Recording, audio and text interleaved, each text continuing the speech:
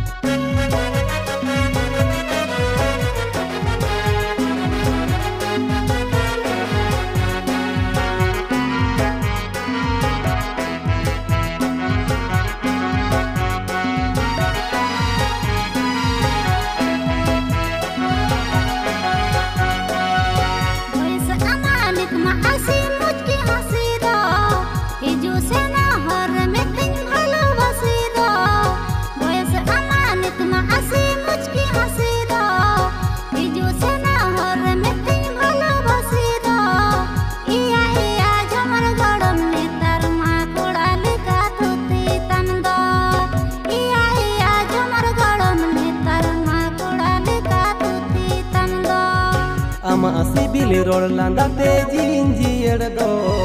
तेरा कोयो चेते जमुनी की दिन दो आमा सिबिल रोड लांदा ते जिंजियर दो तेरा कोयो चेते जमुनी की दिन दो एना एना झमर गरम ओनाते सेदाय कथानि उयहर नीति हो एना एना झमर गरम ओनाते सेदाय कथानि उयहर नीति हो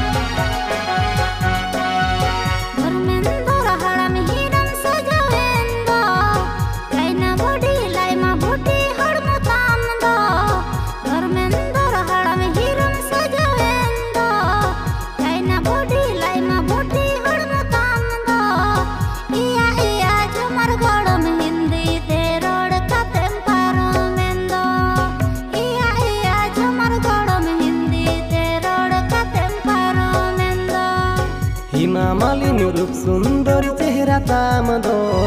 लिक्विड सुकार चाइना मॉडल डांडा ताम दो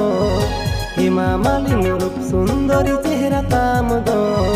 लिक्विड सुकार चाइना मॉडल डांडा ताम दो एना एना झमर गरम आम सावते दुलर सगई जोड़ा वेंदो एना एना झमर गरम आम सावते दुलर सगई जोड़ा वेंदो